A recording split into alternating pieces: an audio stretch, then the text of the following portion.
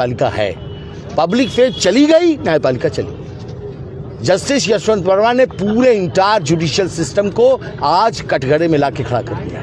पूरा judicial system कटघरे में खड़ा है केवल एक आदमी की हरकत की वजह से। इसलिए जस्टिस वर्मा का इलाहाबाद में आना हम विरोध कर रहे हैं। हम किसी करप्शन के फेवर में नहीं है। करप्शन कोई करे उसके अगेंस्ट में बार एसोसिएशन खड़ी है। अगर वो जज हैं तो हम उनके खिलाफ खड़े हैं।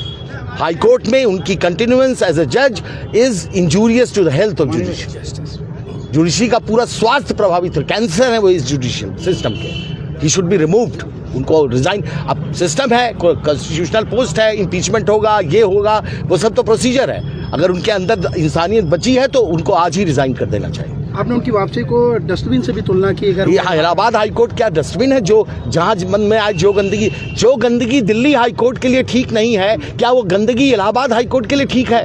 क्या हम डस्टबिन है? क्या कूड़ेदान है Allahabad high court? Allahabad high court कूड़ेदान नहीं है। जहां भी हमें ईमानदार लोगों की जरूरत है। हमारे अपॉइंटमेंट के मैटर 2 साल से पेंडिंग है। लिस्टिंग की प्रॉब्लम सबको पता है। उन पर क्या यहाँ के क्या वकील, क्या ईमानदार वकील इस इलाहाबाद हाई कोर्ट में नहीं है? आप जानते हैं हमारे यहाँ कैसे हमारे यहाँ आज की डेट में जो सिटिंग जजेस हैं उनमें मैं 20 जज का नाम ले सकता हूँ जिसपे आप उंगली का छींटा, justice Manoj, justice Manju Chauhan, justice Neeraj Tiwari, कोई छींटा, जस्टिस जे मुनीर, कोई छींटा लगा सकता है उनके ऊपर? भगवान का रूप है वो लोग। आगे क्या रहेगी आपकी रणनीति? कैसे? हमारी रणनीति करप्ट जजेस के अगेंस्ट में। Corruption will not be tolerated at all. चाहे वो न्यायपालिका का कितने भी बड़ी पद पे बैठा व्यक्ति हो, कंटेम्प्ट के डर से मेरी आवाज बंद नहीं। सर, आपके विरोध के बाद अगर वो आते हैं अगर विरोध के बाद आते हैं न्यायालय बंद करेंगे। सर, एक बहुत इंपॉर्टेंट क्वेश्चन, क्योंकि आप लोगों ने जो लेटर इशू किया है कोर्ट में, उसमें स्ट्रेंथ को लेके कई बार आप मैंने आज भी कोर्ट किया है। सुप्रीम कोर्ट को पता है हमारे पास जजेस नहीं है, तो क्या सारा ध्यान सुप्रीम कोर्ट ने दूसरे जजेस पे, दूसरी जगहों पे जजेस अपॉइंट हो रहे हैं? 2 साल से हमारे यहाँ अपॉइंटमेंट नहीं हो रहा है। उनको नहीं मालूम है हमारे यहाँ जजेस की स्ट्रेंथ कम है।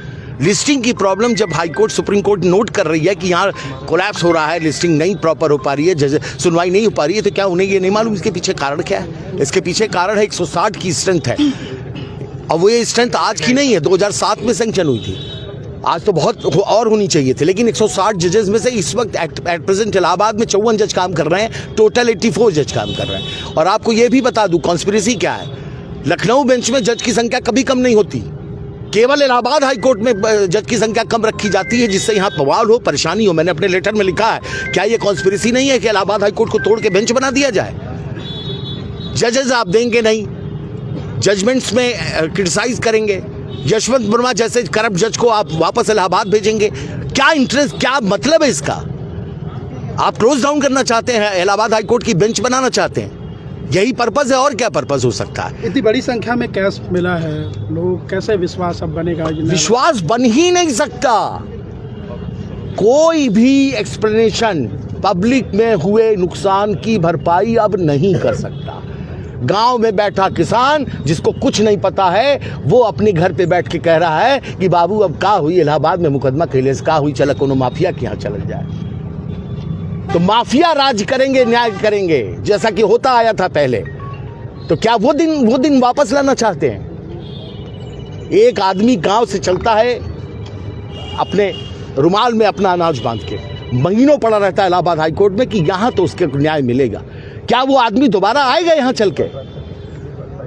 और अगर पब्लिक चली गई ना, तो न वकील बचेगा, न जज, न मंदिर, न न्यायालय। हिंदुस्तान फिर से गुलामी का शिकार होगा। क्या वो दिन वापस लाना चाहते हैं? इसको मैं कहता हूं inside attack on the judiciary. This is inside attack on Allahabad high court, and we will not tolerate any inside act, whether it is outside और inside, we will not tolerate. कम से कम मैं जब तक इस पद पे हूं, मैं ये चीज बर्दाश्त